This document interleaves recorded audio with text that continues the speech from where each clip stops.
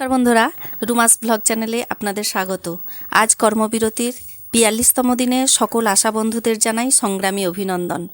পশ্চিমবঙ্গ আশাকর্মী ইউনিয়নের ডাকে রাজ্যের প্রত্যেকটি জেলার এসডিও ডিএম অফিসের কাছে আশাকর্মীদের অবস্থান বিক্ষোভে বিভিন্ন গণসংগঠন ও সামাজিক সংগঠন আমাদের এই আন্দোলনের প্রতি সংহতি জানিয়েছেন।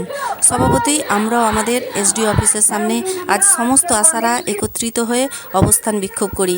সেটা ছিল ২৮শে জানুয়ারি কর্মবিরতির ৩৮তম দিনে। তারই কিছু ভিডিও আজ দেখাচ্ছি।